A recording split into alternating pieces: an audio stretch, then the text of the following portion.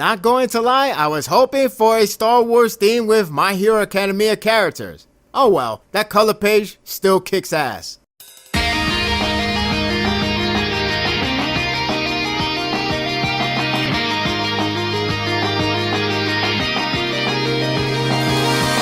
It's always cheery when it comes to a class reunion.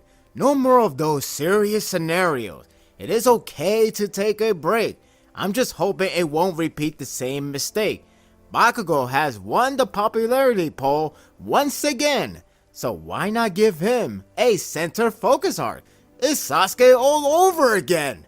Okay, joking aside, I'm hoping at least this was a decent calm chapter before the next arc takes off full speed. It starts with an amusing scene with Class 1A reunion that reminds me the good part of the series. I somewhat wish that it would be a slice of life for a while and just have fun with these characters. I also like that they were worried about their safety and such. They're such a nice classmates that you can count on. Tenya goes on with his usual class president routine, which is amusing as well.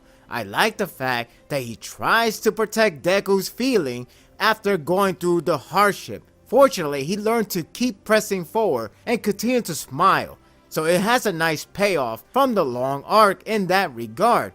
Even so, Tenya is actually the worst one in the class when he finally let go of protecting him and bawled out with tears. Ochako takes a bit of a toll from feeling unable to save someone. She was holding Night Eye, who is now deceased, so I could see why she felt that way. I'm hoping that's a code word for developments and getting into action in a grand entry. Hopefully it's not as long as you could say Sakura from Naruto, but sooner than much later. She got to stay in the poll, or else it will become all guys only. It is a bit odd and perhaps a shame that Suyu was clearly neglected in the scene. I mean, we see her on panel, but she doesn't get any insert, as if the mangaka tried to ignore her present and not wanting to do any development in the future. Well, there goes her chance to return back in the top 10 popularity poll. I like the nod with Krishna and Mina's friendship when she approaches him to see if he's alright. It's a nice small scene that hopefully continues to build forward with him slowly progressing to a true hero. It's short and sweet. The chapter then shifts solely focused on Bakugo and Shoto as the provisional exam is almost here.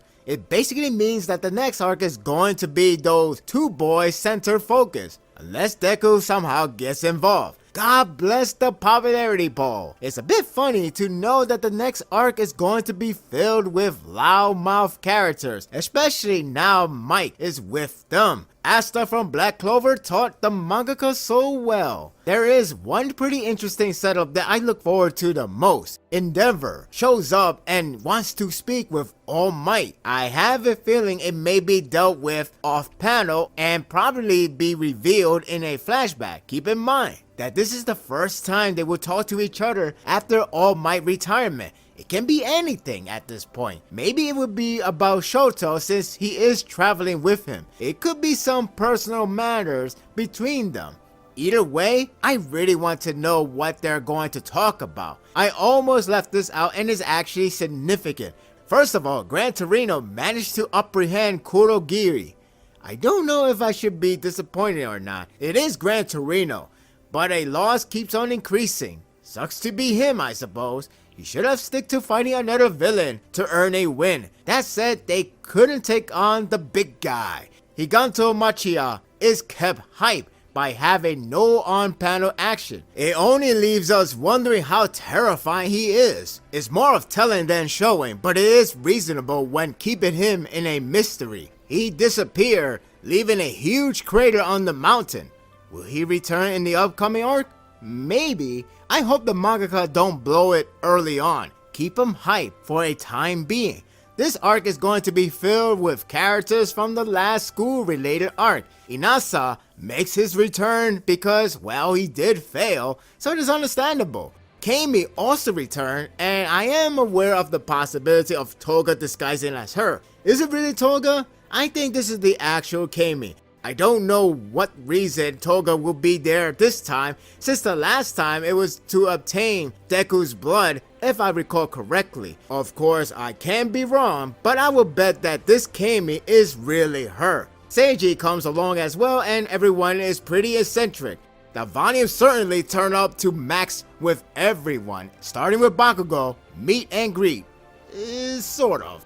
Hang in there, Shoto. Gotta stay focused. This was a decent chapter that is setting up the arc to be an amusing one.